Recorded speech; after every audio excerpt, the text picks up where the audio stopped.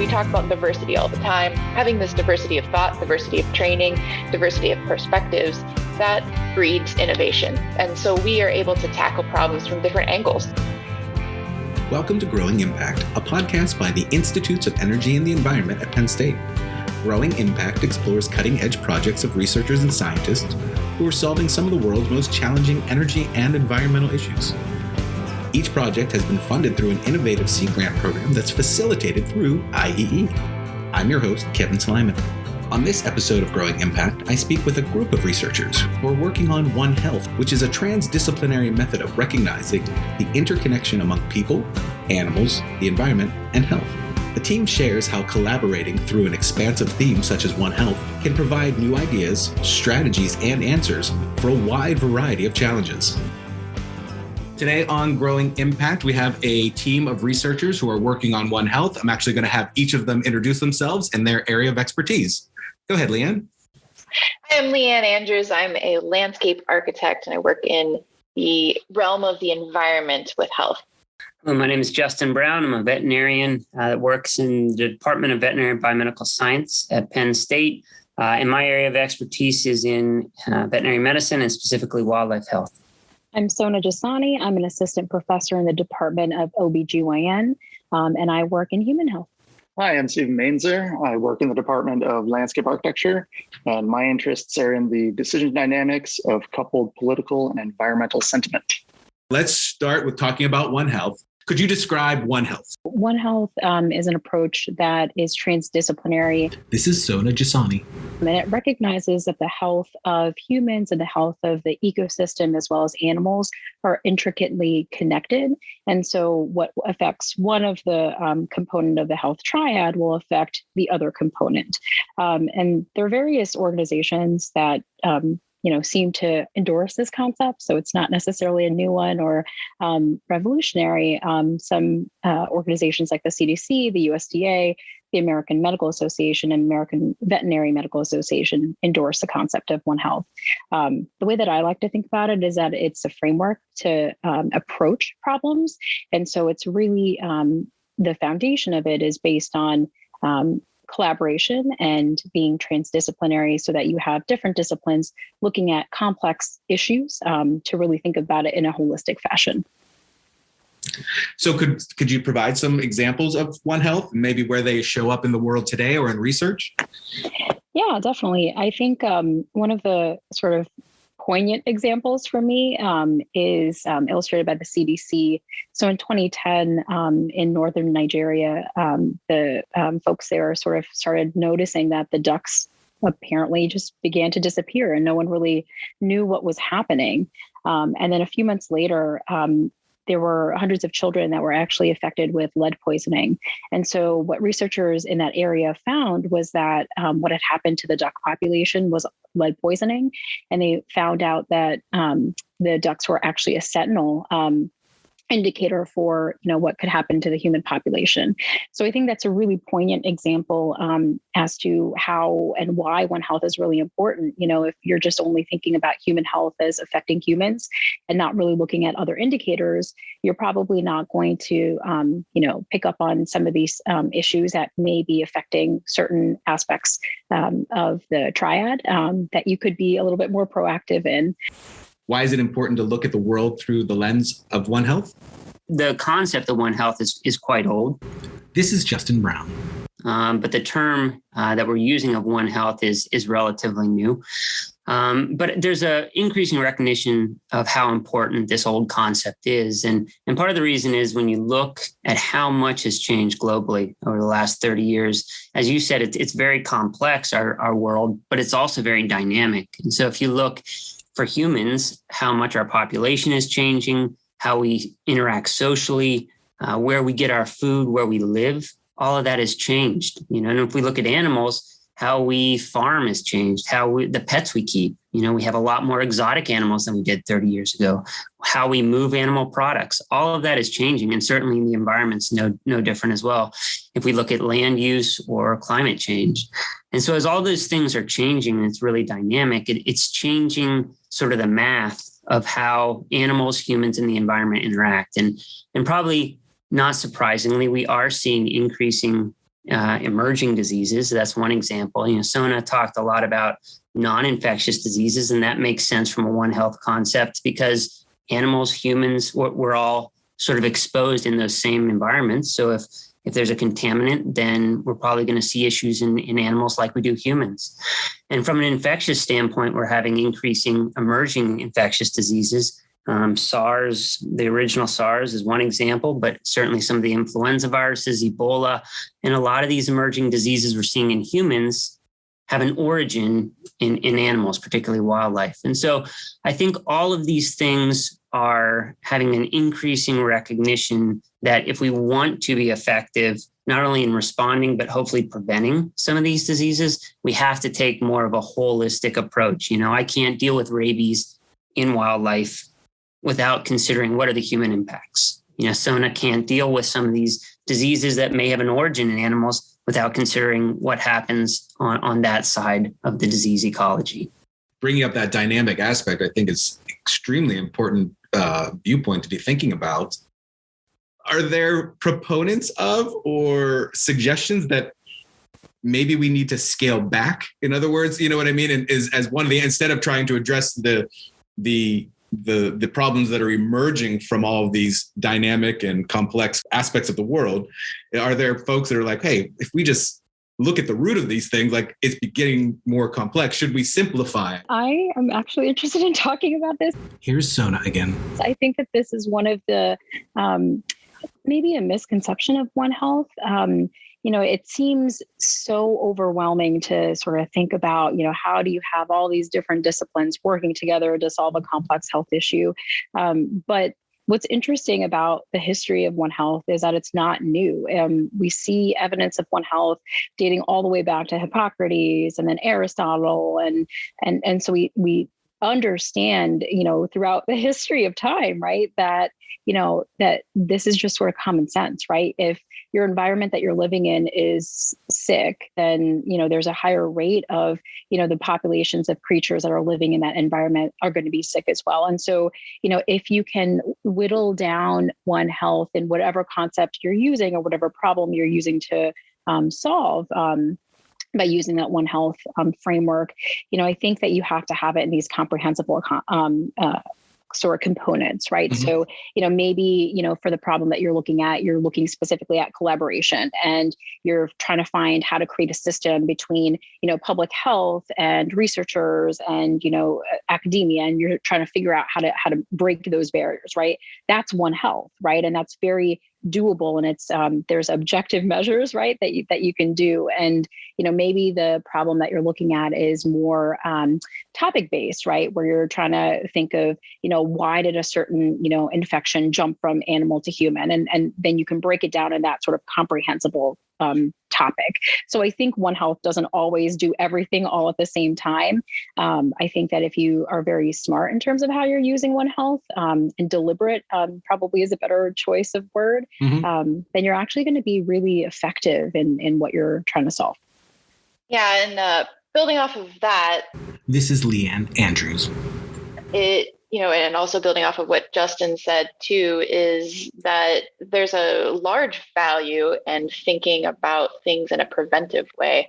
And One Health helps us all think about things together around this concept and address some of the health issues that might appear further downstream. So I work in the environmental realm of the triad, the human, animal, environment triad. And we know both in the animal sciences and in the human sciences that the environment is a determinant of health.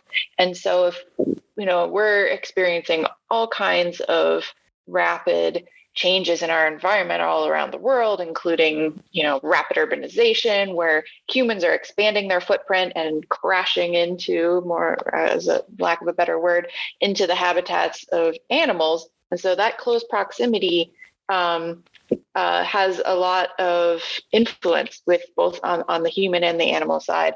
It also has a big impact on the changes in the environment as well. So plant communities are changing and weather patterns are changing and streams are changing, and it's all interconnected.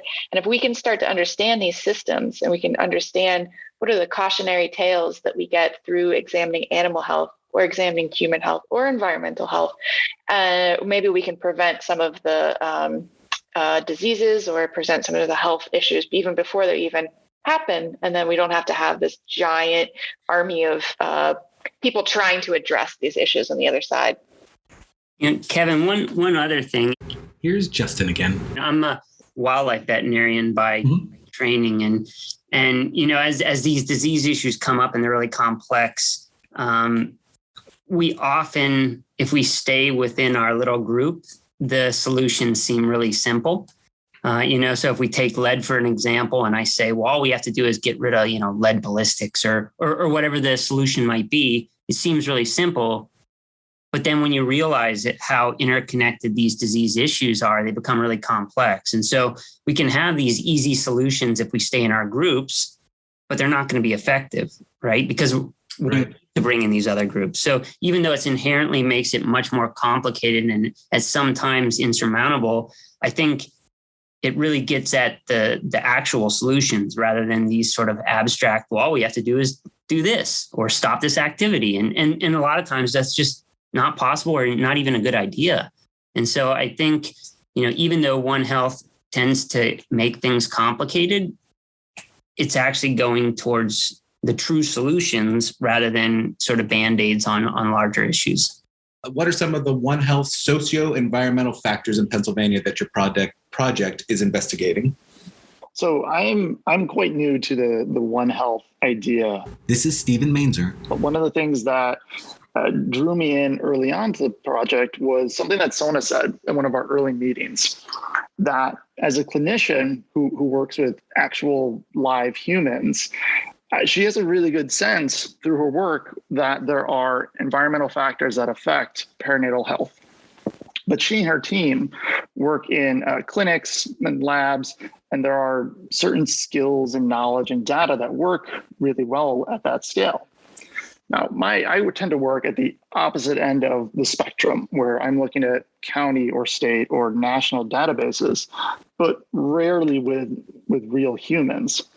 And so while we know there are interactions among humans and animals and places, it seems as though there's a really big gap between those scales where there's lots of unseen things that could be happening, which is why our team of investigators here is such a diverse group coming from so many different disciplinary backgrounds.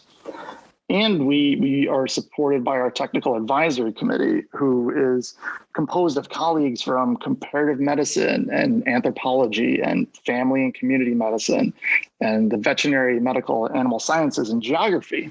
And the role of this diverse group is to help us navigate that messy space in between humans and the environment, where we expect to see interactions among these different kinds of social and environmental factors. In the project title, the word reconciling shows up. Could you explain how that is connected to this work and clarify what reconciling means for this project? Sure. Reconciling is such a great word for this effort. Here's Stephen again. It was Leanne's addition to our proposal that really illustrates how we're trying to come together, as she just said a few minutes ago, to think about things together under this common goal of informing human health.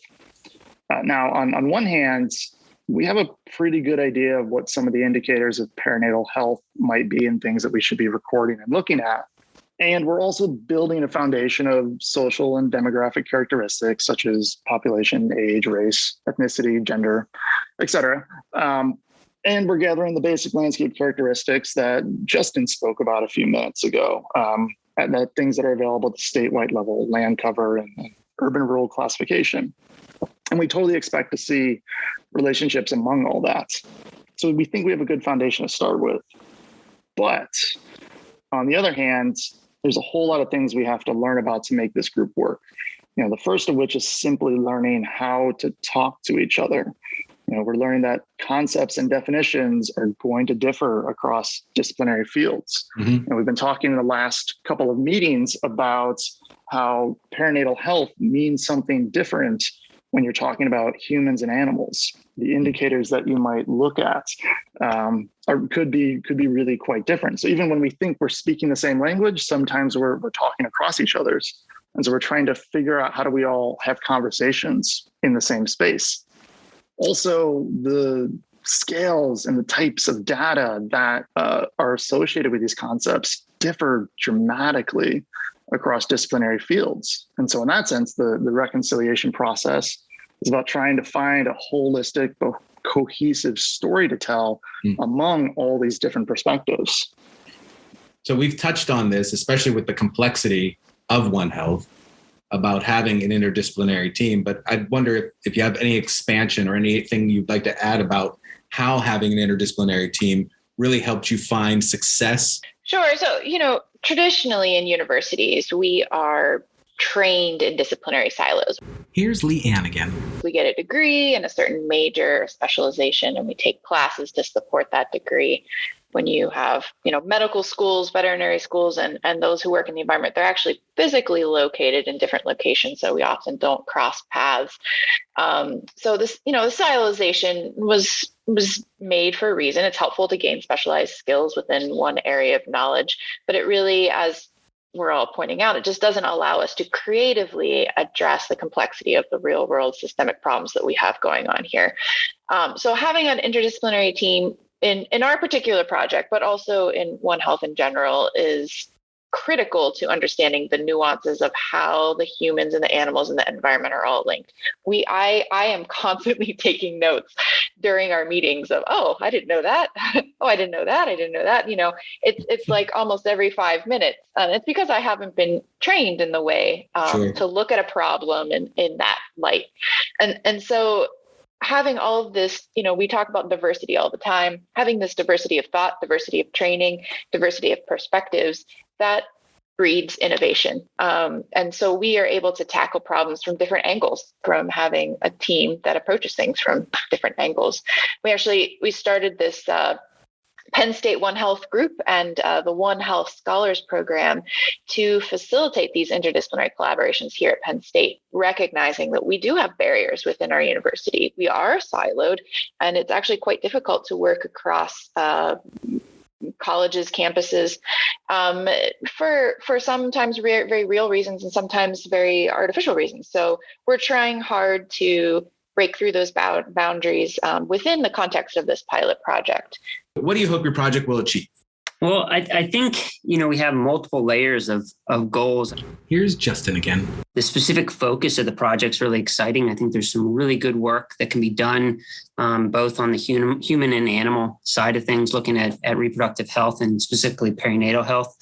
But I think even beyond that, when you look at One Health, I think it's not a hard sell among health organizations. And we see most major state, federal, global health organizations recognizing the importance and giving support to the importance of One Health. And oftentimes, when you start to develop these One Health movements, you'll start to get these small groups, you'll come up with a mission statement, maybe you have some general thoughts on it. And then when you try and implement it, it gets really hard. And as Stephen said, it gets messy in the early parts where you're trying to speak the same language and learn from each other. I can't believe that after 15 years, I still struggle with trying to figure out what the definition of health is. But that's sort of part of the process, and I think in the end, it gets you to where you want to go. And so I think even as far as beyond just looking at reproductive health, I think one of our hopes is that it creates sort of this scaffolding or network that we can use to move forward with other issues. We're looking at reproductive health. Maybe we move on to environmental contaminants, or maybe we move on to infectious diseases next. And so one of the real pillars of One Health is creating relationships and networks and communication. And I think that is probably one of the primary goals of this whole project. What are next steps and or future plans when it comes to this project? Anything you'd like to discuss or can discuss at this point? We're at the beginning stages of this project. Here's Leanne again. So the exciting thing is that it's exploratory. So there, as Justin mentioned, there's a lot that can be unraveled while we're investigating One Health within Pennsylvania, One Health within our disciplines, how to collaborate together. It's all quite exciting. We're at the beginning stages here. So we're allowing ourselves to be open. We'd love to continue each year continuing the One Health Scholars Program, continuing having an applied project so we all can work in a very tangible way towards working together and also coming up with solutions, recognizing the barriers and getting one step closer to kind of filling those barriers. But the cool thing about One Health is it really is expansive. So we're pretty excited to see where it's headed. Thank you for having a good discussion on One Health on Growing Impact. It was a pleasure. Thank you. Thank you so much for having us. Likewise, thanks so much. You've been listening to Growing Impact, a podcast by the Institutes of Energy and the Environment at Penn State. I've been your host, Kevin Slyman. This has been Season 2, Episode 7. Thank you for listening.